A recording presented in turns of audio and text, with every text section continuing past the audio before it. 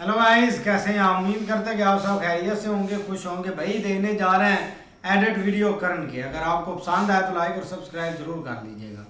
अपने अधिकार के लिए अवश्य लड़े, किंतु जिस पर अधिकार नहीं उसका मोह ना करे।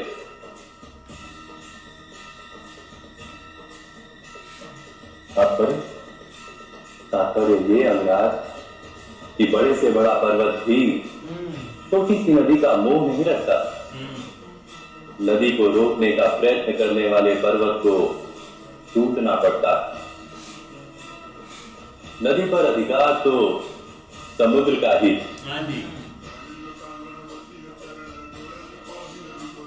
आप समुद्र की शक्ति की बात कर रहे हैं या पर्वत की निर्बलता की वासुदेव? मैं नदी की नियति की बात कर रहा हूं अंगराज।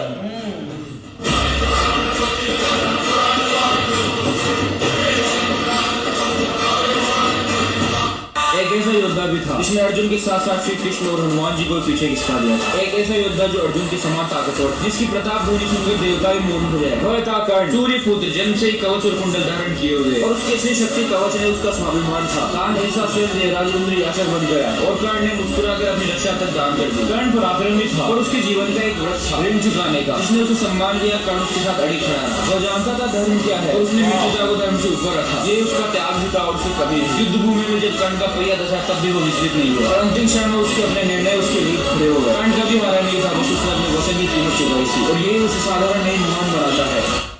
इस संसार में केवल दो ही ऐसे प्राणी हैं जिनसे मैं प्रेम करता हूं, दुर्योधन और वो देवी, जिसने मुझे जन्म तो नहीं दिया, परंतु वो मेरे लिए उस माता से भी अधिक महत्वपूर्ण, जिसने मुझे जन्म तो दिया, परंतु जन्म देते ही त्याग भी दिया। मैं दुखी होता हूं तो इन्हीं दोनों को दुखी देखकर, और सुखी भी होता हूं तो इन्हीं दोनों को सुखी देखकर। मेरे पास ना अपना कोई सुख है और ना ही कोई दुख। कर्ण ने मरते समय कृष्ण से वरदान मांगा कि मेरा अंतिम संस्कार ऐसी जगह हो जहां कभी कोई पाप न हुआ हो। पूरी धरती पर ऐसी कोई जगह नहीं थी, इसलिए भगवान कृष्ण ने अपनी हथेली को विराट रूप देकर कर्ण का दाह संस्कार किया।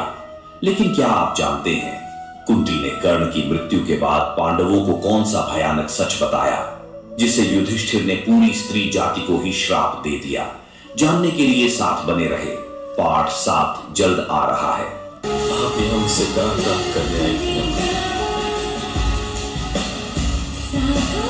मैं आपको एक दान देता हूं।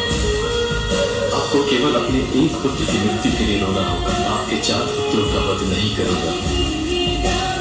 मैं और अर्जुन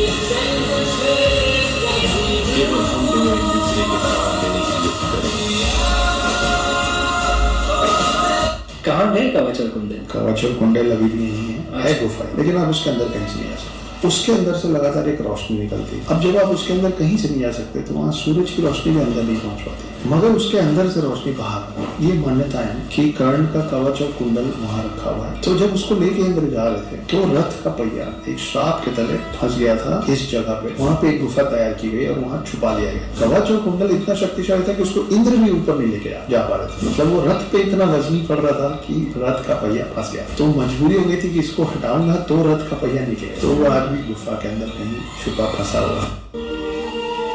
इतनी छोटी आयु में जीवन कितने गहन सत्य को समझती होगी, ये मैं नहीं जानता।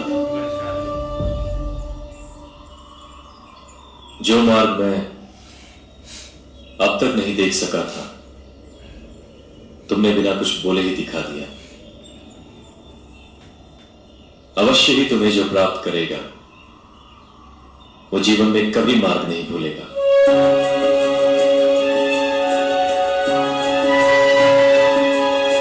तो तुम्हें स्पर्धा करने का अवसर मिलना नहीं चाहिए। पश्चिम में तो भारत के पार भी एक अरण्य प्रदेश है।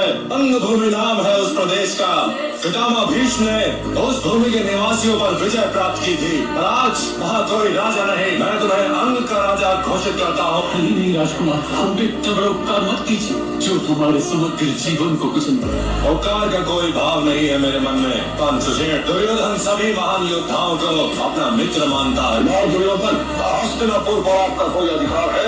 आई अंग प्रदेश पर वसुधा कोई की लोग पकड़ सके कितनी भूमि भी दान कर देगा, प्यार आपको नहीं है। यथार्थ कह रहे हैं आप, किंतु महाराज को तो वो अधिकार है अपने पुत्र की मंशा। शायद महाराज बुरी करें। इसमें कुरुवंश के मान अपमान का प्रश्न जो खड़ा हो गया है महाराज। करो सम्राट धृतराष्ट्र इसी क्षण से इस भगवान को आंध्र प्रदेश का राजा घोषित करता। अगर कर्ण का कवच आज भी धरती पर छिपा है तो उसकी रक्षा कौन कर रहा है? मान्यताओं के अनुसार इंद्रदेव ने उसे ऐसी गुप्त जगह रखा है जहां कोई इंसान पहुंच ही नहीं सकता। कहा जाता है कि कलयुग के अंत में कल की अवतार के समय यह कवच फिर प्रकट होगा। लेकिन क्या आप जानते हैं कर्ण का शक्तिशाली विजय धनुष आज कहां है? क्या वह भी कहीं सुरक्षित है? जानने के लिए साथ बने रहें। पार्ट 10 जल्द आ रहा है। पांडवों को तुम रखो, मैं कौरवों की भीड़ से। तिलक शिकस्त के बीच में जो टूटे ना वो रीढ़ में। कुंती पुत्र हूँ मगर न हूँ उसी को प्रिय मैं, इंद्र मांगे भीख जिससे ऐसा हूँ क्षत्रिय मैं। सोने सा था तन मेरा, अभेद्य मेरा अंग था, कर्ण का कुंडल चमका लाल नीले रंग का। इतिहास साक्ष्य है योद्धा में निपुण था, बस एक मजबूरी थी मैं वचनों का शौकीन था। अगर ना दिया होता वचन वो मैंने कुंती माता को, तो पांडवों के खून से मैं ढोता अपने हाथ। साम दाम दंड भेद सूत्र मेरे नाम, गंगा माँ का लाडला में खाम खा बदनाम था। कौरवों से होके भी कोई कर्ण को ना भूलेगा, जाना जिसने मेरा दुख हो कर्ण कर्ण बोलेगा। क्या आप जानते हैं कि महाभारत के सबसे शक्तिशाली कवच कुंडल कहां है? दानवीर कर्ण के पास जन्म से ही कवच कुंडल थे जो उन्हें अमर बनाते थे। जब तक वो उनके शरीर पर थे कोई मार नहीं सकता था। इंद्रदेव ने धोखे से उनसे मांग लिया था, लेकिन सवाल ये वो गए कहां पर? मान्यता है कि इंद्रदेव ने वो कवच कुंडल स्वर्ग ले जाने की कोशिश की, लेकिन इतने शक्तिशाली थे कि स्वर्ग की ऊर्जा उन्हें संभाल नहीं पाई। इसलिए इंद्र ने धरती पर ही किसी सुरक्षित जगह पर छिपा दिया। लोग मानते हैं कि ओडिशा के कोणार्क मंदिर के नीचे दबे, तो कुछ का मानना है कि वो हिमालय की किसी गुफा में सुरक्षित है। कहानियों के मुताबिक वो कवच आज भी उतनी ही ऊर्जा छोड़ते हैं। अगर वो किसी गलत इंसान के हाथ लग गए तो दुनिया का वो सबसे ताकतवर इंसान बन सकता है। पिछले 10 वर्षों में मैंने 4 दिग्विजय किए, छोटे बड़े 300 से अधिक युद्धों में विजय प्राप्त किया मैंने। व्यूह रचना का प्रयोग और महत्व दोनों को जानता हूं। और उनमें से कितने युद्ध आपने वासुदेव कृष्ण के विरुद्ध किए?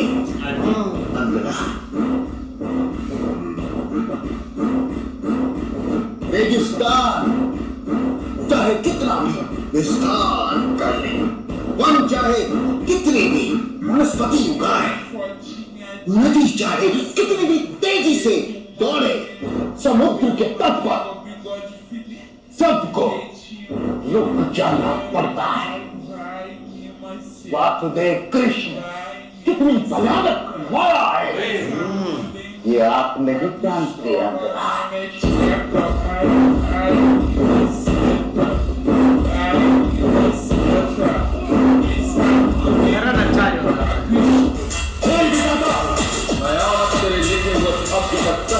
लगा रहा हूं। मुझे मेरी पहचान दे, मैं वो बाण कैसे चला पाऊंगा जब पांडवों की छाती भेज जाए।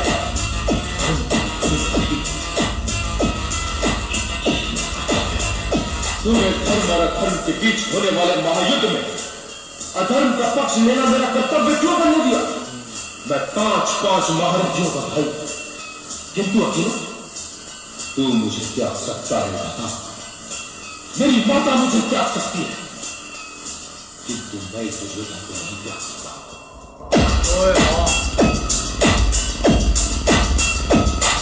मित्र, धूप सूर्य का साथ छोड़ सकती है, उपज धरती का साथ छोड़ सकती है, दिशा वाण का साथ छोड़ सकती है, किंतु ये कर्म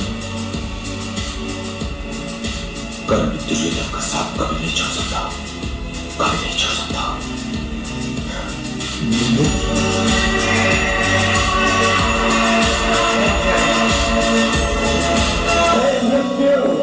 तैयार सभी तू आने को प्रसन्न का द्वार खुला है, तेरा स्वागत प्रसन्न का। इतिहास जब भी सबसे शक्तिशाली योद्धा का नाम लेगा वो होगा श्री कृष्ण के चहीते अर्जुन का। लेकिन वही इतिहास ये भी जानता है कि एक और योद्धा भी था जिसके बाणों में अर्जुन को टक्कर देने की ताकत थी, और वो योद्धा था सूर्यदेव का पुत्र कर्ण।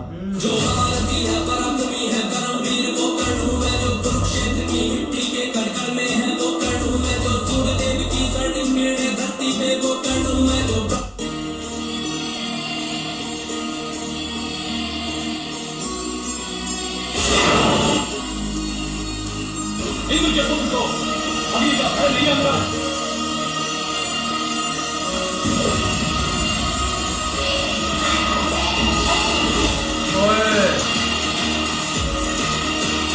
और सूर्य पुत्र को जल शांत नहीं कर सकता अर्जुन। स्वयंवर में अर्जुन यहाँ आए और उसका विवाह तुम्हारे साथ हो, ऐसी इच्छा है महाराज द्रुपद। और क्या विश्व में सामर्थ्य केवल अर्जुन के पास है? कदापि नहीं।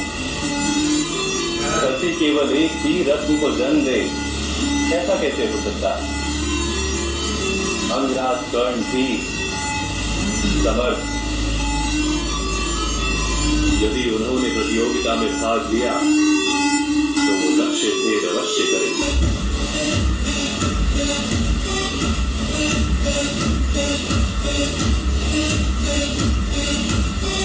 इतिहास जब भी सबसे सोमा योद्धा का नाम लेगा तो होगा कृष्ण के चहीते अर्जुन। लेकिन वही इतिहास ये भी जानता है कि एक और योद्धा भी था जिसे बाणों में अर्जुन को टक्कर देने की ताकत थी, और वो योद्धा था सूर्यदेव का पुत्र कर्ण।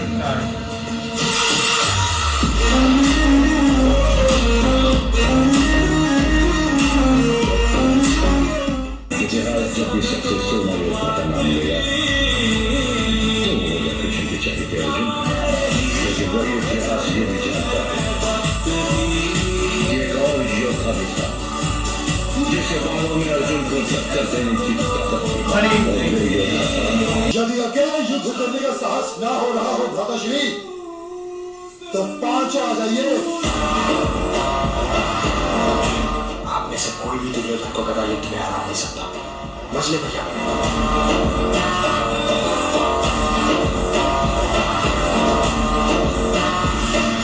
मांगी क्या चाहती हैं आप? मेरे 6 पुत्र, मैं इस युद्ध में अपना एक भी पुत्र खोना नहीं चाहती। युधिष्ठिर, भीम, अर्जुन, नकुल, सहदेव और तुम कर्ण। आपके 6 पुत्र कभी थे ही नहीं। आपके पास केवल 5 पुत्र थे, और मैं वचन देता हूँ कि इस युद्ध के पश्चात आपके 5 पुत्र जीवित रहेंगे। अर्जुन के अतिरिक्त मैं किसी के प्राण नहीं लूंगा।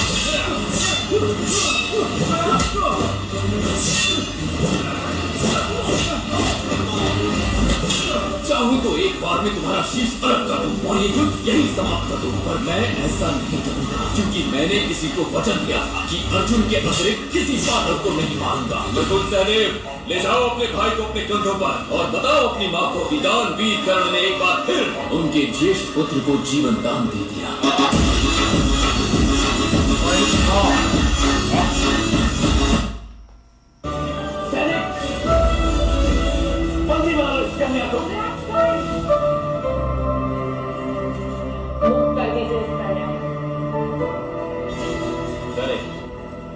अंगराज, बात मत करो दुश्मन, माता खा देखिए।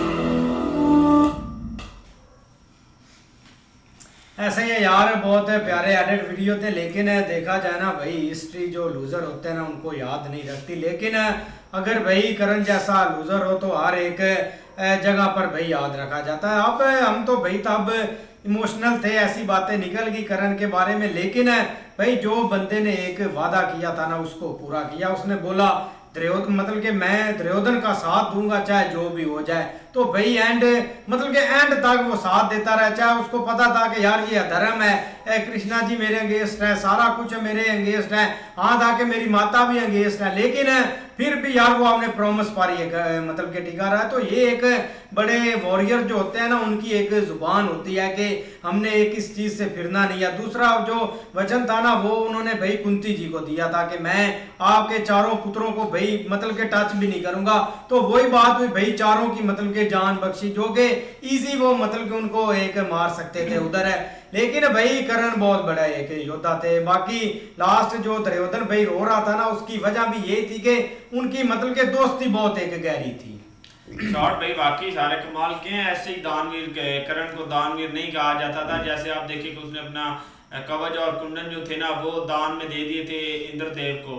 बाकी भाई करण की बात करें ना, वो सिर्फ ना जो उसने द्रौपदी को वो जो लफ्ज बोले थे ना राज्यसभा में, वो थोड़े से उसने ना गलत लफ्ज बोले थे। बाकी भाई उसने दोस्ती का हक भी अदा किया, बेटे होने का भी हक अदा किया, और भाई एक पति होने का भी हक अदा किया था। और बाकी जो वचन थे ना, वचन उस बंदे ने भाई सारे पूर्ण किए हैं। जैसे उसने भाई दूसरी पांडवों के बारे में वचन दिया था कि अर्जुन को छोड़ के बाकी जो 4 पांडव है ना, उनको मैं कुछ नहीं कहूंगा, उनकी जान मैं उनकी मृत्यु नहीं करूंगा। अर्जुन के साथ मेरा मुकाबला या तो वो रहेगा या फिर मैं रहूंगा। बिल्कुल यार, काफ़ी अच्छे शॉट्स थे। और करण है ना, उसने भाई काफ़ी अच्छे युद्ध लड़े हैं, या उन्होंने मुकाबला जो है ना एक अच्छे ही किया है। और ये है कि थोड़ा उनसे मतलब जो एक दुर्योधन की साइड थे, या वही एक गलती थी उनकी कि उनकी जो वो साइड चलेगा, और वहाँ भी उन्होंने एक मित्र उनको बो दिया था। तो इसी चीज़ का एक मित्रता में उन्होंने भाई पूरी वो जो है ना निभाई भी थी। काफ़ी अच्छे शॉट्स थे भाई, शॉट बहुत अच्छे हैं। मित्रता तो मिली थी भाई। मित्रता किस वजह से मिली थी कि उसने भाई उनको एक राज्य दिया था और उनका सरदार भी बनाया था। ऐसे मित्रता नहीं मिली थी। उसने उसको कुछ चीज़ दी थी जिसके लिए वो बार बार मित्र मित्र करके बोलता था, और उसी के लिए उसने भाई जो धर्म था वो छोड़ दिया, वो धर्मियों के साथ चलता गया, और एंड पर जाकर भाई उसकी मृत्यु होगी। इस तरह ही भाई कृष्ण जी ने बोला था कि करण के हृदय में धर्म बसता है, लेकिन वो सिर्फ धर्मियों के साथ मिला हुआ और कुछ भी नहीं। जैसे भाई अपना कृष्ण जी ने बोला भी था कि आप धर्मियों के साथ छोड़कर धर्म पर आ जाएं, तो तब भाई उन्होंने तो नहीं, उसने बोला कि मैं मजबूर हूँ, मैं एक वचन दिया हुआ है, एक दोस्ती जो है वो मैं अपनी निभा रहा हूँ। और उसने भाई अपनी दोस्ती जो है ना आखिरी दम दिकर भाई निभाई है। नहीं बिल्कुल ऐसे है। शॉट भाई सारे ही अच्छे थे। देखो ना, एक ठीक है अच्छा योद्धा था, उसमें कोई शक नहीं है, लेकिन सबसे ज़्यादा जो बड़ी चीज़ होती है ना, वो भाई साइड देखनी होती है कि वो साइड किस पे था। एक जो है ना वो मतलब धर्म पे था या धर्म पे था, तो उस चीज़ के भी फैसला हुआ है। आगे जो भी चीज़ें हैं वो सारी उसकी ताकत, वो सब कुछ ठीक था, लेकिन मेन चीज़ ये थी कि भाई वो धर्मियों का साथी था, जिस वजह से उसकी भाई एक डेथ हुई थी। लेकिन शॉट अच्छे थे। ऐसे ही मिलते हैं नेक्स्ट वीडियो में, तब तक के लिए अपना ख्याल रखिए। Goodbye, take care.